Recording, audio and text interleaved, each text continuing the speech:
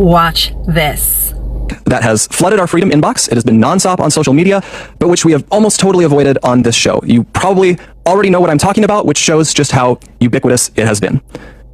Ever since Charlie's murder, Candace Owens has leveled a flood of allegations against people at Turning Point USA, people at Turning Point Action, and people who work for this show. She has made them against some of Charlie's closest friends and against some of his most dedicated employees. She has suggested that Michael McCoy, Charlie's chief of staff, knew Charlie would be murdered, was happy that he died, and stayed silent because he was told he would be the next Charlie. She has suggested Michael is not his real name. It is. I have seen his birth certificate myself. She has called it suspicious that Mikey's wife, who works at Turning Point, helped plan the campus tour event where Charlie was murdered, which she didn't, by the way. She doesn't work on campus events.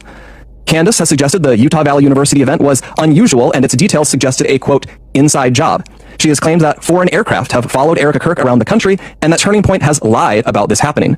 She has accused us of lying about Charlie wanting Erica to take over for him if he died.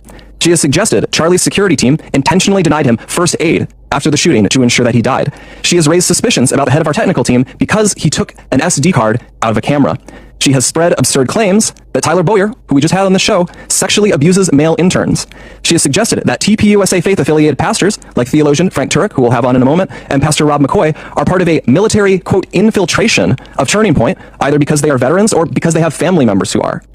Even if not everyone has been named specifically, though, Candace has effectively tarred everyone here with complicity in Charlie's death by repeatedly saying he was, quote, betrayed by, quote, everyone. She has said Charlie's murder, quote, had to be approved by Charlie's friends, and then suggested those friends might have her murdered too for, quote, knowing the truth. She has made claims of financial impropriety and fraud at Turning Point, adding up into the millions of dollars, which, again, is not true. Charlie made sure the organization was audited by a third party every year. He personally reviewed and he signed off on every expense report, and literally every single bill paid by the organization down to a single United States dollar. We have never missed a 990 deadline. Candace has made other stranger allegations involving French paratroopers in maroon shirts, Egyptian Air Force planes flying out of Provo, Utah, and potential underground assassins traveling through unseen tunnels. At one point, in early November, she started wildly throwing suspicion on members of Utah Valley's soccer team for wearing hoodies. I could go on. There is always something new coming up, and none of it ever pans out, because, from the start, there has been nothing there.